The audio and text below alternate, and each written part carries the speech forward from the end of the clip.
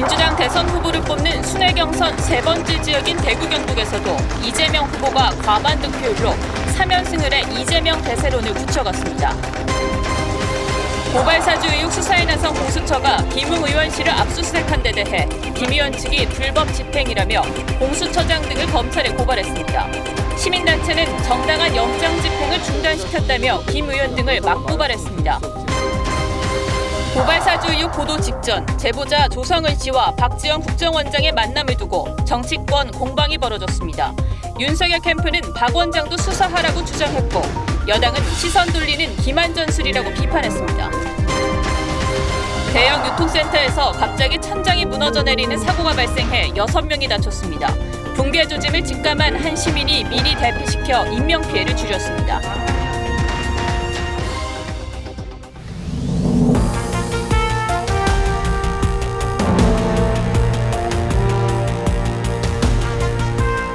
시청자 여러분 안녕하십니까? 뉴스7의 김명우입니다. 더불어민주당 대선 후보 선출을 위한 세 번째 순회 경선지인 대구 경북에서 이재명 후보가 1위를 차지했습니다. 지난주 충남 충북에 이어 대구에서도 3연승입니다. 그것도 3번 연속 과반 득표를 했는데 대세론에 더욱 탄력을 받는 분위기입니다. 현장에 나가 있는 취재기자 연결하겠습니다. 황정민 기자.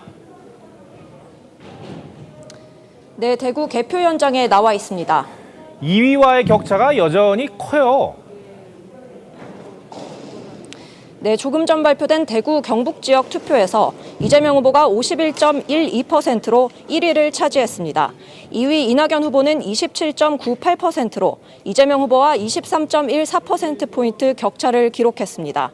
지난주 충청권에 이어 이재명 후보가 또다시 더블 스코어에 가까운 승리를 거둔 겁니다. 3위는 대구 출신인 추미애 후보가 기록했고 정세균, 박용진, 김두관 후보가 각각 4, 5, 6위로 뒤를 이었습니다. 경북 안동 출신인 이재명 후보는 부모님과 선대의 영혼이 머무는 곳임을 강조하며 역대 최고 득표율에 도전하겠다고 지지를 호소했는데요. 결과 발표 직후엔 기대 이상의 지지를 보여줬다고 소회를 밝혔습니다. 이낙연 후보는 의원직 사퇴라는 초강수를 던졌지만 격차를 좁히지 못했습니다. 결과 발표 후엔 걱정했던 것보단 나았지만 아직 부족하다며 내일 결과를 기도하는 마음으로 기다리겠다고 밝혔습니다. 오늘부터 현장 투표 대신 온라인으로 전환됐는데 대구 경북 지역 1만 2천여 명이 참여해 투표율은 72.57%를 기록했습니다. 1, 2위 간의 누적 득표율 격차도 더 벌어지게 된 거죠? 네, 그렇습니다. 다만 충청권 투표율이 높지 않았고 대구 경북 지역 권리당원 숫자도 많지 않기 때문에 1, 2위 간 득표 차이는 여전히 1만 3천여 표에 그치고 있습니다. 결국 내일 함께 발표되는 강원 지역과 1차 국민선거인단 64만 명의 선택이 최대 승부처가 될 전망입니다. 여기서도 이재명 후보가 과반을 득표할 경우 사실상 대세론을 굳히게 됩니다. 반면 이낙연 후보가 격차를 좁히게 되면 권리당원 수가 수도권 다음으로 많은 호남에서 역전을 노려볼 수 있습니다. 지금까지 대구에서 TV조선 황정민입니다. 네, 이른바 고발 사주 의혹에 대한 공수처의 강제 수사 돌입에 따른 정치권의 후폭풍이 거셉니다. 어제 사건 관계인으로 지목된 김웅 의원실 압수수색이 무산됐지만 공수처는 내일 다시 압수수색을 시도할 것으로 보입니다. 국민의힘에선 압수수색 과정에 불법성이 있었다며 공수처장 고발과 함께 영장 집행 취소를 요구하는 준항고 신청까지 법원에 제출했습니다. 여기에 시민단체 맞고발까지 이어졌는데 백연상 기자가 전해드립니다. 김웅 의원실 압수수색에 나섰던 공수처 수사팀이 11시간 이상 대치 끝에 철수한 이튿날인 오늘 국민의힘 측은 법적 대응에 나섰습니다. 김진욱 공수처장과 수사팀을 직권남용 등의 혐의로 대검찰청에 고발한 데 이어 압수수색이 정당한 목적을 가진 것이라고 볼 수는 없는 것이고요. 대선의 유력 후보인 윤석열 총장을 겨냥한 것이다. 김웅 의원도 보좌관을 통해 압수수색 영장을 취소해달라는 준항고장을 법원에 접수했습니다. 법원이 인용할 경우 공수처는 영장을 다시 발부받아야 합니다. 김 의원 측은 공수처가 영장에 포함돼 있지 않은 보좌관과 비서관의 컴퓨터까지 조사했고 혐의와 관계없는 단어로 검색했다고 주장했습니다. 공수처는 영장에 구체적이고 정확하게 기재돼 있다며 영장 재집행 시도 가능성을 내비쳤습니다. 법적 대응에 나선 국민의힘을 상대로 시민단체의 고발도 제기됐습니다. 공수처의 압수수색 영장 집행을 방해했다며 김기현 국민의힘 원내대표 등을 대검찰청에 고발한 겁니다. 김웅 의원실 압수수색을 둘러싼 고발전 양상이 전개됨에 따라 공수처가 당분간 확보된 압수물 분석에 우선 주력할 것이란 전망도 나옵니다. TV조선 백연상입니다. 어제 저희 TV조선은 이번 고발 사주 의혹의 출발점이라고 할 수 있는 조성은 씨와 박지원 국정원장이 인터넷 매체 뉴스버스가 첫 보도를 내기 직전 만났다는 사실을 보도해드렸습니다. 이 만남이 어떤 의미를 갖는지 아직 단정하긴 이르지만 이 조 씨가 만난 인물이 국정원장이라는 점에서 여러 해석이 나올 수 있다는 점도 전해드렸습니다. 당장 이 만남을 둘러싼 정치권 파장이 커지고 있습니다. 국민의힘은 고발 사주 의혹 관련 보도가 있기 전 두 사람의 만남이 석연치 않다며 수사를 촉구했고, 민주당은 야권의 이 같은 국정원 선거 개입 주장에 기만 전술 말라며 선을 그었습니다. 조정린 기자가 보도합니다. 대구 지역 당직자들과 만난 윤석열 후보는 고발 사주 의혹을 스스로 거론하며 공작의 꼬리가 드러나는 것 같다고 했습니다. 사안도 점점 이제 그 공작의 그 꼬리가 하도 하다 보니까 어설픈 그 공작의 꼬리가 이제 드러나는 것 같고.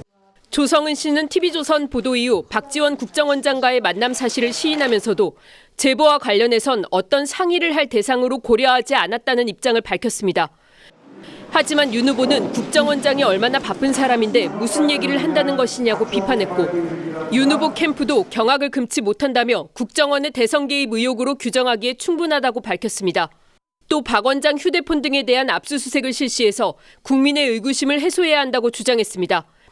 국민의힘 김기현 원내대표는 김대엽식 정치 공작에 차고 넘치는 의심 정황이라며 공수처가 수상적인 만남을 즉각 수사해야 한다고 했습니다. 민주당은 이 같은 주장에 대해 제보자의 신뢰성을 떨어뜨리는 기만 전술이라고 선을 그었습니다. 검찰권 사적 남용 의혹에 쏠린 국민의 시선을 엉뚱한 곳으로 돌리려는 시도를 즉각 멈추기 바랍니다. TV조선 조정린입니다. 제보 경위를 둘러싼 궁금증과 함께 조성은 씨가 공개한 고발장 내용도 의문점이 많습니다. 문제의 고발장이 텔레그램을 통해 오간 시점은 지난해 4월 3일인데 당시로서는 알 수 없었던 내용도 포함되어 있었기 때문입니다. 장윤정 기자가 고발장 내용을 분석해봤습니다. 고발 사주 의혹 제보자인 조성은 씨가 공개한 텔레그램 메시지 중 첫 전송이 이뤄진 시점은 지난해 4월 3일 오전 10시 12분입니다. 첨부 자료를 시작으로 실명 판결문과 고발장을 3시간 정도 간격을 두고 차례로 보내왔던 겁니다. 고발장 11쪽엔 채널A 사건 제보자인 지모 씨가 대리인을 자처한 이철 전 VIK 대표와 평소 알고 지내던 지인이 아니었다고 돼 있는데 당시로선 알 수 없는 내용이 담겼다는 지적이 불거졌습니다.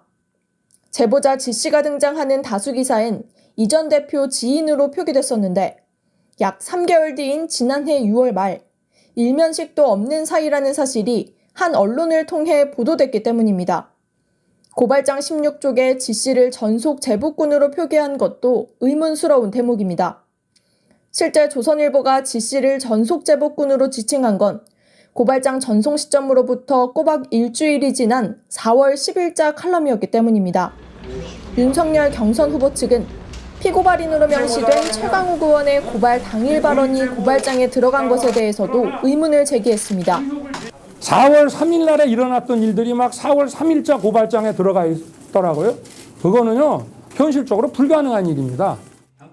의혹을 풀 열쇠는 텔레그램에 등장하는 인물들의 휴대폰 포렌식 결과가 좌우할 것으로 보입니다. TV조선 장윤정입니다.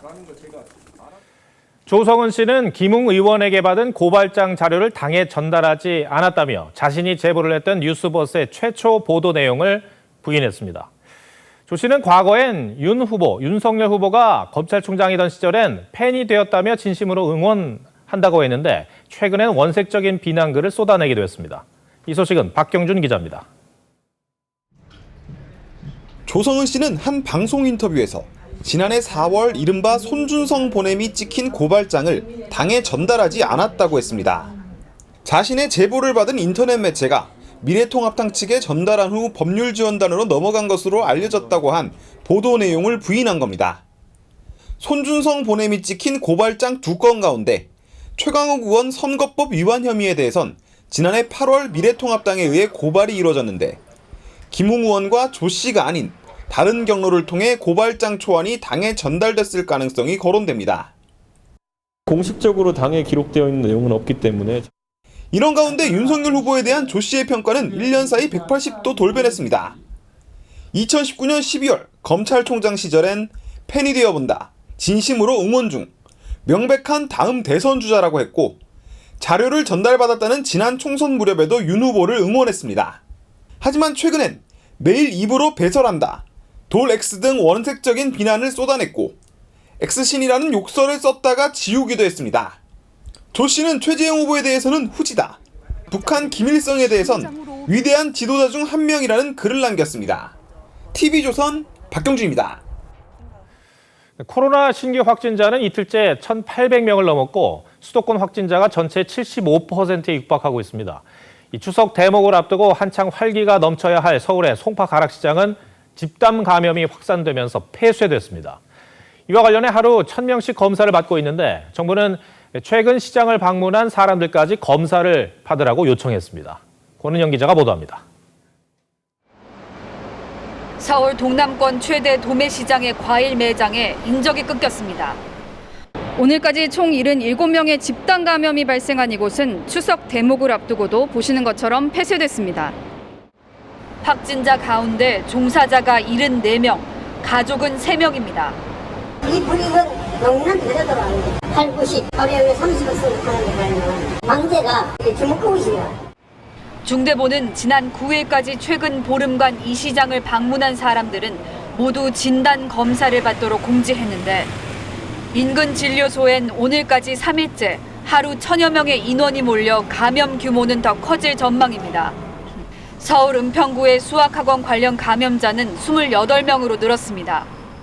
또 인천 서구와 대전 서구 학원, 제주 서귀포 초등학교 등 백신을 맞지 않은 학생 관련 시설 집단 감염이 전국에서 잇따랐습니다.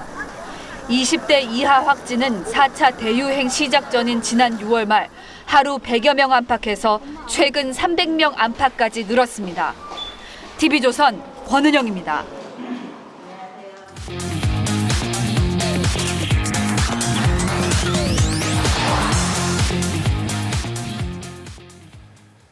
군에서 상관과 선임병들의 성추행이나 괴롭힘을 견디지 못해 스스로 목숨을 끊는 일이 계속되고 있습니다. 그러나 군의 대처는 변한 게 없습니다. 이미 군 스스로의 개혁은 불가능하다는 한탄이 나옵니다. 과연 현실적인 대안은 무엇인지 오현주 앵커와 구민성 기자가 짚어봤습니다. 너는 너무 마음에 안 들어. 지금의 병영 현실하고 좀 다른 상황.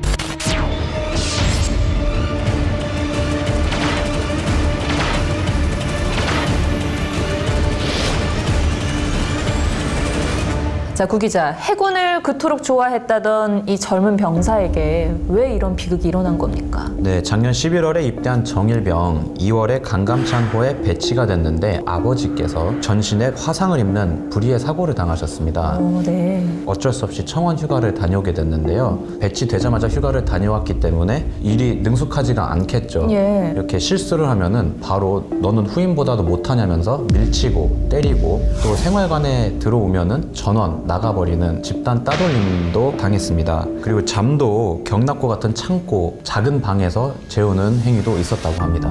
이 함선이라는 공간이 폐쇄적인 특성이 있기 때문에 충격이 컸을 것 같아요. 근데 이 병사가 도움을 요청했는데 아무도 도와주지 않았던 겁니까? 이게 2차 가해로 이어질 수밖에 없는 구조였습니다.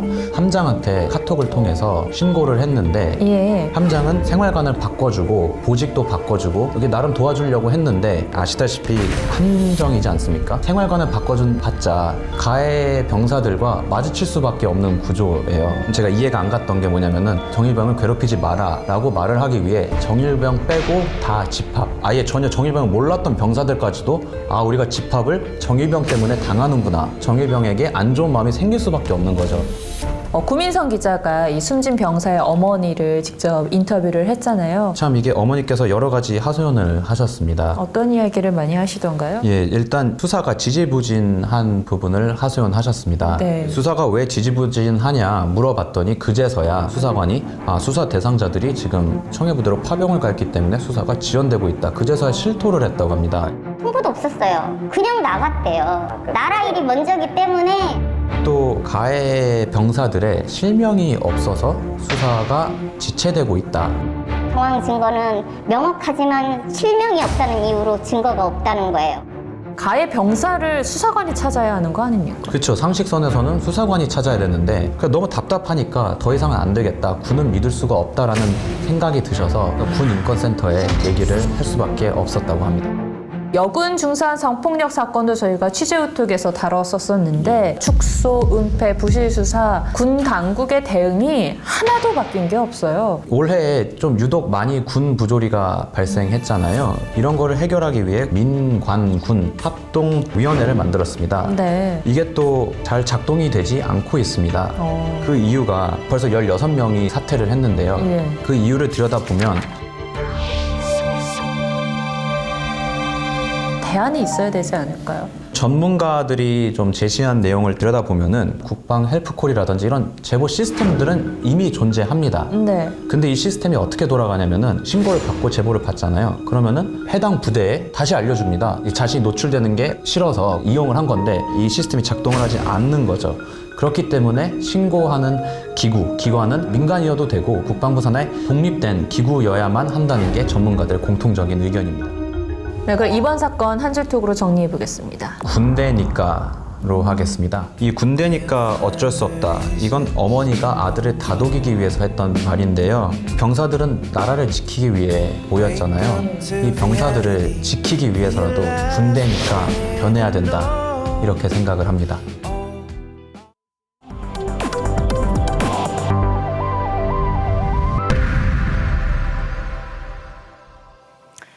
네, 편의점 직원의 눈썰미 덕분에 20대 마약 사범이 덜미를 잡혔습니다. 편의점에 놓고 간 약봉투 안에 백색 가루가 들어있었는데 이를 수상히 여기고 신고한 겁니다. 고희동 기자입니다. 한 남성이 택시에서 황급히 내립니다. 주변을 두리번거리더니 편의점으로 뛰어들어갑니다. 잠시 뒤 편의점 안에서 대기하고 있던 경찰이 이 남성을 붙잡아 승합차에 태웁니다. 하얀색 티랑 반팔 입고 있는 사람, 경찰이 우르르 몰려 있어가지고 그 중에 한 명을 잡고 있었죠. 지난 7일 새벽 2시 35분쯤 서울시 신림동의 한 편의점에서 20대 남성 김모 씨가 마약류 관리법 위반 혐의로 경찰에 붙잡혔습니다. 앞서 편의점을 방문했던 김 씨는 새벽 1시 40분쯤 편의점에 전화를 걸어 약봉투를 두고 온 것 같다며 직원에게 확인을 부탁했습니다. 편의점 직원은 흰색 가루가 든 봉투를 발견하고 수상하게 여겨 경찰에 신고했습니다. 봉투에 빨대가 있고 좀 은근히 이상하다. 마약 같은 그런 거다. 현장에서 체포된 김 씨는 경찰 조사에서 봉투 속 가루는 지난달 말 지인으로부터 구입한 마약이라고 진술한 것으로 전해졌습니다. 경찰은 국과수의 성분 분석을 의뢰하는 한편 유통 경로를 쫓고 있습니다. TV조선 고희동입니다. 경북에서도 한 시민의 기지가 큰 피해를 막았습니다. 한 유통센터 고객 대기실에서 천장이 통째로 무너져 내려 6명이 다치는 일이 있었는데요. 당시 27명이 있었지만 붕괴 조짐을 미리 알아챈 한 시민이 빠르게 대피시킨 덕분에 대형 사고는 피할 수 있었습니다.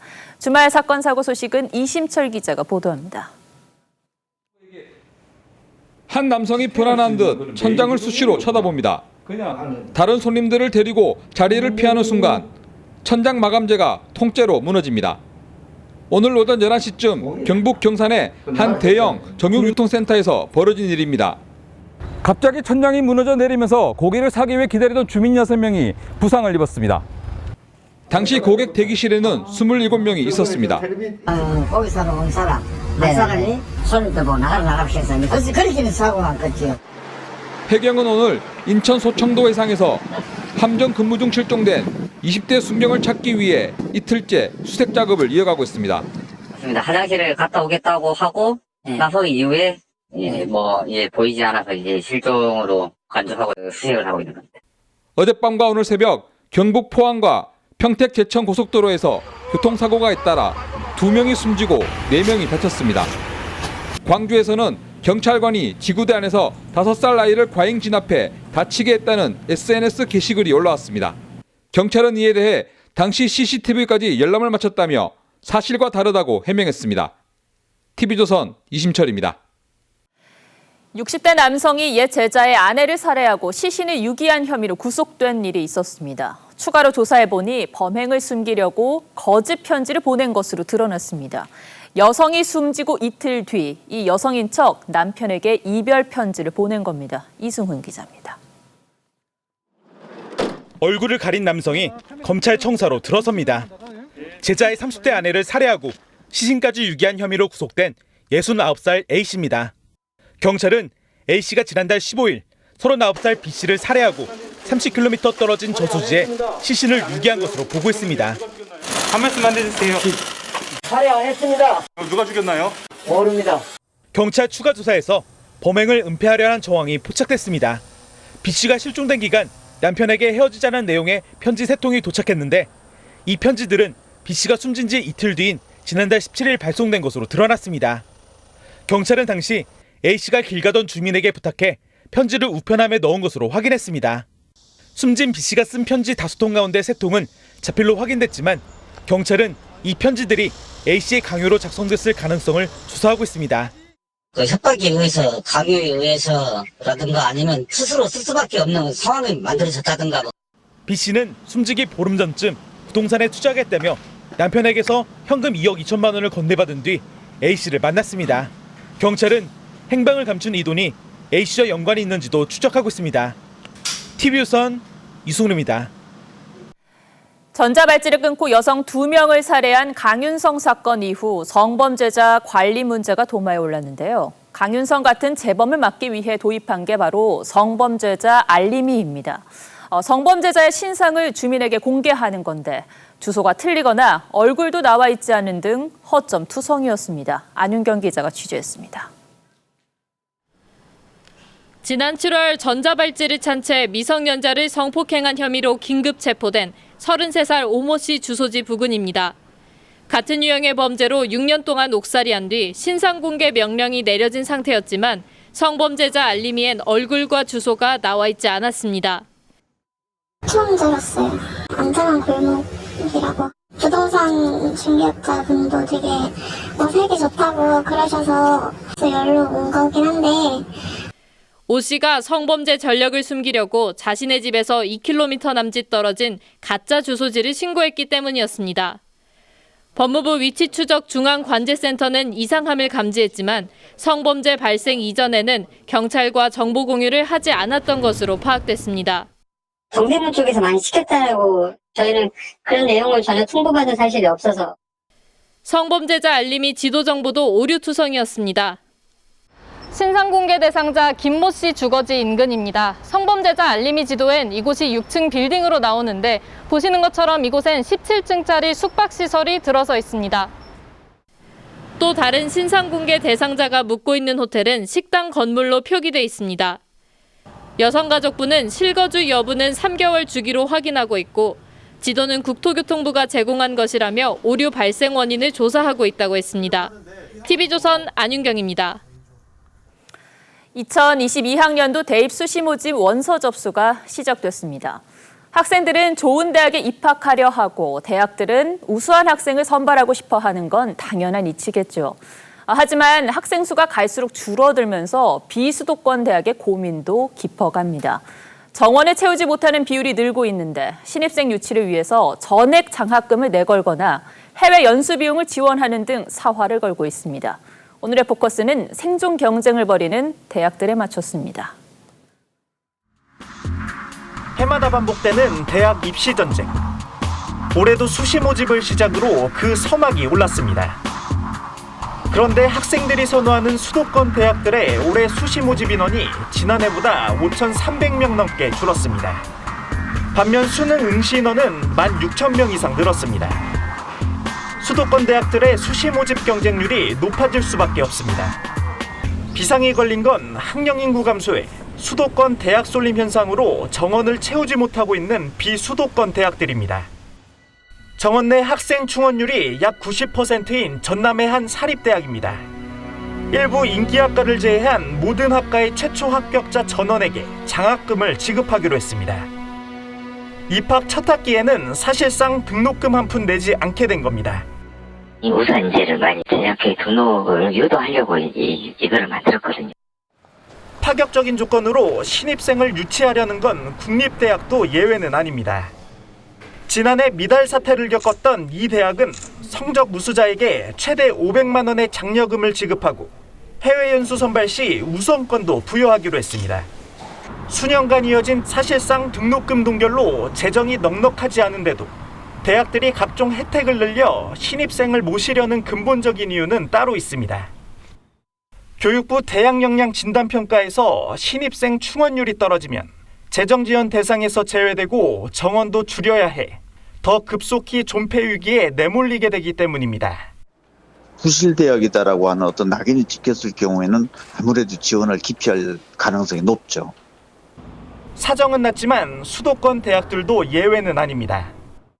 올해 수능 시생이 50만 9천 명으로 반짝 늘었다지만 전체 대학 정원 54만 명에 못 미치고 학생 감소는 갈수록 가팔라지기 때문입니다. 실제로 지난달 발표된 대학 평가에서 인하대와 성신여대, 한세대 등 수도권 대학들도 재정 지원 제한 대상에 포함됐습니다. 우리 대학의 이미지에 엄청난 훼손을 가하는 이런 평가 결과가 단지 점수인데 어떠한 피드백도 없는 점수입니다. 학력 인구 감소와 부실 대학이란 꼬리표까지 붙은 대학들의 생존 경쟁이 유독 힘겨워 보입니다. 뉴스7 포커스였습니다. 네, 정부가 비대면 외식 쿠폰 사업을 다음 주부터 다시 시작합니다. 배달 앱에서 2만 원 넘게 4번 주문하면 1만 원을 돌려주는 형식인데요. 여기에는 예산 200억 원이 투입됩니다. 내수를 살리겠다는 취지이지만 배달앱 회사만 배불릴 거라는 지적도 나옵니다. 이상배 기자입니다. 정부가 15일부터 비대면 외식 쿠폰 사업 재개를 결정했습니다. 빨리 오거나 그리고 가까운 여러 음식들을 이제 간편하게 집에서 먹을 수 있다는 게 배달 앱을 통해 2만 원 이상의 음식을 4번 주문하면 이용카드나 은행의 결제 계좌로 1만 원을 돌려받을 수 있습니다. 농식품부가 200억 원의 예산을 사용하는 건데 소진될 때까지 선착순으로 진행됩니다. 저같이 집에서 배달 앱을 많이 쓰는 사람들에게는 좋은 아주 제도이지 않나 싶습니다. 돈을 돌려받을 수 있으니까. 지난 2분기보다 카드를 많이 사용하면 3%를 넘는 금액 중 10%를 캐시백으로 돌려받는 카드 캐시백 제도도 검토 중입니다. 예를 들어 4월에서 6월 월 평균 카드 사용액이 100만 원인 사람이 10월 한 달 동안 153만 원을 쓴다면 100만 원의 3%인 3만 원을 초과하는 50만 원에 대해 10%인 5만 원을 11월에 환급받는 겁니다. 여기엔 7천억 원의 예산이 들어갑니다. 대면 소비 중심으로의 악화가 진행되고 있기 때문에 실질적으로 대면 소비에 사용하기 위한 지원은 의미 있다고 생각합니다. 국민지원금은 시행 3일 만에 1,571만 명에게 3조 9,300억 원이 지급됐습니다. 정부는 이달 말까지 지급 완료율을 90%까지 올릴 계획입니다. TV조선 이상배입니다. 가상화폐 거래소 신고 마감이 임박한 가운데 거래소 4곳이 등록을 마쳤습니다. 등록 조건을 맞추지 못한 일부 중소형 거래소는 줄줄이 원화 거래를 중단하고 있는데요. 등록하지 못한 거래소가 집단 폐업을 하게 되면 3조 원의 손실이 발생할 거라는 계산도 나옵니다. 김재혁 기자입니다. 국내 한 가상화폐 거래소의 공지입니다. 오는 17일부터 현금으로 가상화폐를 사고 파는 원화마켓 거래를 멈춘다는 내용입니다. 아직 실명계정 확보는 못한 상태라 잠시 중단하게 되었고요.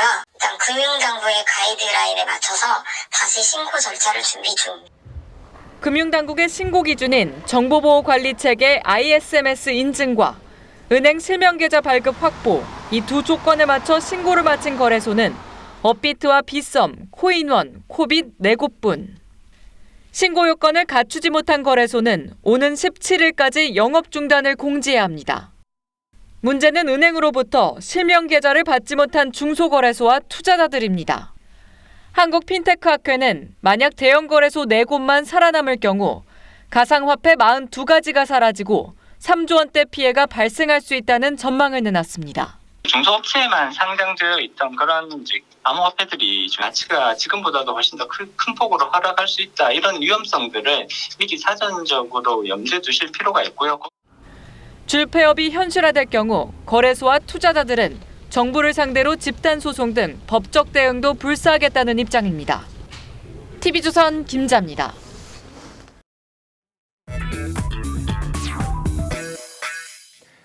뉴스야 시작합니다. 정치부 홍현주 기자 나와 있습니다. 첫 번째 물음표 볼까요? 예, 첫 번째 물음표는 어대윤, 무야홍입니다. 네. 어차피 대선 후보 윤석열, 무조건 야권 후보 홍준표. 이게 지지층에서 쓰는 용어죠? 네, 그렇습니다. 그러니까 최근에 나온 여론조사 결과를 바탕으로 경선 룰에 맞춰서 시뮬레이션을 한번 해보겠다 그런 얘기인가요? 네, 그렇습니다. 네. 국민의힘 룰은요, 11월 5일 마지막 경선에서 당원 투표와 일반 국민 여론조사를 각각 50%씩 합산해 대선 후보를 최종 결정하겠다는 겁니다. 특히 이 여론조사에서는 예를 들어 민주당 땡땡땡 후보를 상대로 누가 더 경쟁력이 있습니까? 라고 묻는 방식인데 이른바 역선택 방지 조항은 넣지 않아서 민주당 지지자들도 참여가 가능합니다. 역선택 문제 차원에서 논하지 말고 우리가 다른 각도에서 얼마나 후보의 본선 경쟁력이 있느냐 이런 각도에서 구체적인 문항이 나온 거는 아닙니다만 보통 저희가 알고 있는 그 가상 양자 대결과 비슷한 것으로 보면 될까요? 네, 맞습니다. 네. 그래서 이 최근 발표된 5개 여론조사 가상 대결 결과를 저희가 한번 이렇게 분석을 해봤습니다. 네. 결과는 이재명 후보 대비 윤석열 후보가 35.7%, 홍준표 후보는 31.02%로 나왔습니다. 물론 여론조사마다 오차 범위가 달라서요. 단순한 산술 평균이라는 점은 감안하셔야겠습니다. 그 나머지 50%인 당원 투표 결과는 어떻게 예측해 볼 수가 있을까요? 예, 당원 투표는요. 야권 대선 후보 적합도에서 국민의힘 지지자들의 응답만 살펴봤습니다. 여기서는요. 윤석열 후보와 홍준표 후보 차이가 꽤 컸습니다. 윤 후보가 평균 50.24%, 홍 후보가 평균 31.68%였습니다. 그렇다면 최종 합산 결과는 어떨까요? 네, 최종 결과는요. 네. 윤 후보 85.94 대 홍 후보 62.7입니다. 홍 후보의 요즘 지지율 상승세가 화제였는데 왜 이런 결과가 나오는 걸까요? 예, 이번 분석에 포함된 여론조사들에서 야권 대선 후보 적합도 평균치는 홍 후보 31.36% 대 윤 후보 24.62%로 홍 후보가 앞섭니다. 윤 후보는 국민의힘 지지층에서 강세고 홍 후보는 주로 여권 지지층에서 지지율이 높게 나오고 있는데요. 그렇다 보니 여권 지지자들이 한 여론조사 내에서도 가상 대결에서는 이재명 후보를, 야권 후보 조사에서는 홍준표 후보를 택했을 거란 분석이 가능합니다. 이 때문에 야권 지지자로 한정해서 당원 투표 결과를 예측해 보다 보니 윤석열 후보가 우세한 결과가 나온 겁니다. 그렇군요. 자, 첫 번째 물음표도 정리해 볼까요? 예, 첫 번째 물음표 어대윤, 무야홍의 느낌표는 민지와 민준이 대결로 하겠습니다. 네. 윤 후보가 MZ세대를 여성 민지로 의완해서 이 청년층 공략을 위한 민지야 부탁해 캠페인을 하자 홍 후보는 MZ세대에 남성 이름을 붙여서 민준아 민지 데려와라 라고 맞받았습니다. 지금 여론조사를 보면 윤 후보가 우세하게 나타냈지만 이 최근 검색 빅데이터를 보면은 20대 남성들 사이에서 최근 홍준표 후보에 대한 관심도가 급상승하고 있습니다. 반면 홍 후보 스스로도 인정하듯 젊은 여성들에게는 비호감 이미지가 아직 상당하죠. 때문에 이번 경선에서 2030 세대 남녀 표심 사이가 재밌는 관전 포인트가 될 거라는 전망도 나옵니다. 네. 두 번째 물음표는 뭡니까? 예, 두 번째 물음표는 오세훈이 이재명 닮은 꼴입니다. 네. 지금 오세훈 서울시장이 그러니까 지난 보궐선거 TV토론이었죠. 그러니까 허위 사실을 말했다. 이런 의혹으로 경찰 조사를 받고 있는데 이 사안이 그 이재명 지사 과거 그 판결 내용하고 좀 비교가 되고 있어요. 네, 그렇습니다. 이 두 사람 모두 토론회에서 허위 사실을 말했다는 혐의를 받고 있습니다. 오세훈 시장의 지난 4월 발언 먼저 들어보겠습니다. 파이시티 의혹 아시죠? 네, 제목은 기억납니다. 아, 이건 제목만 기억나십니까? 그 구체적인 걸 제가 어떻게 알겠습니까? 지금 파이시티 사건은 서울시 제 재직 시절에 서울시와 관계된 사건은 아닐 겁니다. 그러니까 이제 임기 중에는 인허가를 안 했다는 그런 말로 들리네요. 네, 그렇습니다. 하지만요, 이 서울 양재동에 복합 물류단지를 걸선하는 파이시티 사업은 2008년 서울시위원회 심의를 거쳤고 2009년 11월에 서초구청에서 건축 인허가가 났습니다. 오 시장이 무상급식 주민투표로 사퇴한 게 2011년 8월이니까 이 파이시티 사업이 추진된 건 오 시장 재직 시절이 맞습니다.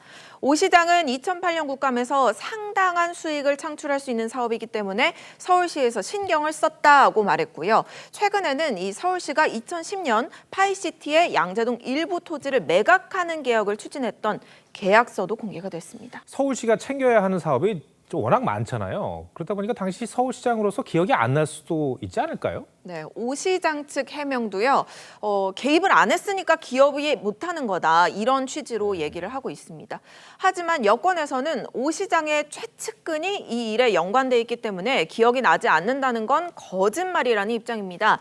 당시 부지 변경 인허가를 따기 위해서 파이시티 대표가 로비를 벌였던 인사 중에 한 명이 이 선거 때 오 시장 캠프 비서실장이자 오른팔이었던 강철원 현 민생특보이기 때문입니다. 오 시장은 토론회에서 박영선 후보가 이 강 특보가 해당 사건으로 유죄를 선고받았다는 점을 짚자 그제서야 기억이 난다 이렇게 말하기도 했습니다. 네. 이재명 지사도 TV토론에서 허위 사실을 말한 혐의로 재판까지 받았잖아요. 네, 맞습니다. 이 지사는 2018년 토론회에서 형을 정신병원에 입원시키려 했느냐는 질문에 그런 적 없다고 했습니다. 이와 관련해 2심에서 당선 무효형이 나왔지만 대법원 전원합의체에서 적극적으로 반대 사실을 공표한 것으로 보기 어렵다면서 7대5로 무죄를 확정했습니다. 법조계에서는 이재명 지사 판결을 근거로 오세훈 시장 형사 기소를 한다고 해도 유죄가 나기는 쉽지 않을 것이다. 이런 전망도 나옵니다. 네, 그렇군요. 두 번째 물음표도 정리해 주시죠. 예, 두 번째 물음표 오세훈이 이재명 닮은 꼴의 느낌표는 대응도 닮은 꼴으로 하겠습니다. 오 시장은 서울시청 압수수색 등 경찰의 선거법 위반 수사에 반발하며 청와대 하명에 따른 기획사정 의혹이 있다고 반발했습니다. 이재명 지사가 본인을 기소한 검찰을 비판했던 것과 닮았습니다. 이유를 불문하고 이 허위 발언에 대해 본인을 뽑아준 시민들에게 사과하고 머리를 숙이는 것이 선출직 공직사로서의 첫 번째 행동이지 않을까 싶습니다. 알겠습니다. 호연주 기자, 오늘 설명 잘 들었습니다.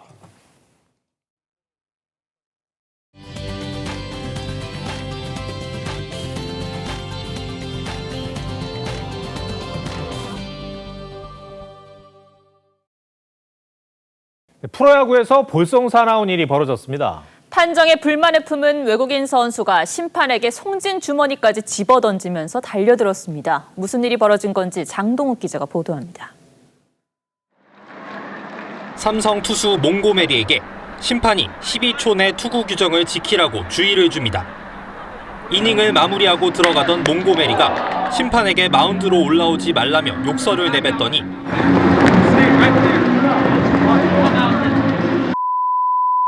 퇴장 명령이 나오자 갑자기 심판에게 달려듭니다. 분에 못 이겨 송진가루가 담긴 로진백을 집어던지고 욕설을 내뱉어 팀 동료 강민호가 모자로 입을 가리기까지. 더그아웃으로 들어가면서는 유니폼을 벗어 내팽개쳤습니다. 가족이 지켜보는 가운데 펼쳐진 난동. 바다 건너 ESPN에까지 보도될 만큼 충격적인 광경이었습니다. 출전 정지의 중징계가 전망되는 가운데 소속팀 삼성은 시즌 막판 포스트 시즌까지 걱정해야 하는 처지가 됐습니다. 노박 조코비치가 US 오픈 남자 단식 결승에 진출했습니다. 올해 호주 오픈, 프랑스 오픈, 윈블던을 석권한 조코비치가 이번 US 오픈을 차지하면 한 해에 4대 메이저 대회를 전부 제패하는 캘린더 그랜드슬램을 52년 만에 달성하게 됩니다. 국가대표 소집 중 종아리 근육 부상을 당한 손흥민이 리그 경기에 결장하게 됐습니다. some of our players came with some issues. Sonny is not so well. 스페인 마요르카에서 새 출발에 나선 이강인은 내일 새벽 빌바오와의 맞대결에서 데뷔전을 노립니다. TV조선 장동우입니다.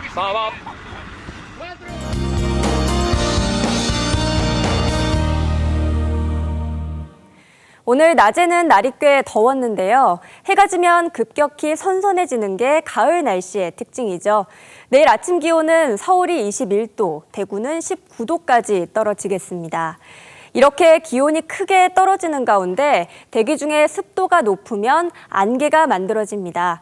남부 내륙 지역에서는 아침까지 안개가 짙게 끼겠습니다. 낮부터는 다시 맑은 하늘을 보실 수 있겠습니다. 계속해서 큰 일교차를 유의하셔야겠는데요. 내일 낮 기온은 서울이 29도, 전주가 30도까지 오르는 등 오늘과 비슷하겠습니다. 14호 태풍 찬투가 중국 상하이 쪽으로 향하고 있습니다. 제주 지역은 모레부터 간접 영향을 받기 시작하겠습니다. 이후 남부지방을 중심으로 주 후반까지 많은 비가 집중되겠습니다. 미리 대비하시는 게 좋겠습니다. 날씨였습니다. 국민지원금이 힘든 시기를 건너고 있는 분들께 조금이나마 위로와 격려가 되었으면 합니다. 대통령의 바람과는 달리 지원금은 분란의 씨앗이 됐습니다. 계급표가 만들어지는가 하면 25만 원을 못 받는 사람에게는 자부심을 드린다는 총리의 말도 이렇게 풍자 대상이 됐습니다. 이의 신청이 폭주하자 여당은 달래기에 나섭니다. 이의 신청이 합당한 경우가 꽤 있다. 그렇게 한다면 한 90% 정도까지 될 것이다. 제가 취재 중에 만난 한 자영업자는 남들 빚내서 주식 투자할 때 저는 빚내서 가게를 유지했다고 하소연을 하더군요. 고무줄처럼 대상을 늘릴 게 아니라 정말 필요한 이런 분들에게 두텁게 지원을 했다면 지금의 갈등은 없었을 텐데요. 시청해주셔서 고맙습니다.